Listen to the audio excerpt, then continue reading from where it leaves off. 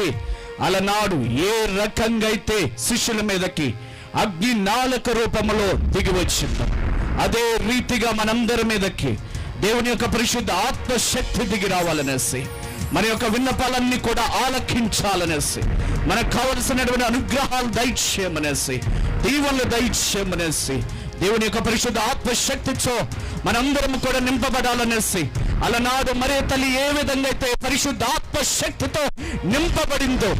అదే రీతిగా మనందరము కూడా పరిశుద్ధ ఆత్మశక్తితో నింపబడాలనేసి, మనలో ఉన్నటువంటి రుగ్మతలన్నీ తొలగిపోవాలనేసి, మనలో ఉన్నటువంటి కలంకమన్నీ తొలగిపోవాలనేసి, మనలో ఉన్నటువంటి సతాన శక్తులన్నీ కూడా తొలగిపోవాలనేసి, మనకున్నటువంటి దుష్ట శక్తులన్నీ కూడా తొలగిపోవాలనేసి, మనకున్నటువంటి అనారోగ్య సమస్యలు, మనకున్నటువంటి అనేకమైనటువంటి కుటుంబ సమస్యలు, వైవాహిక సమస్యలు, నిత్యము మనము అనుభవిస్తున్నటువంటి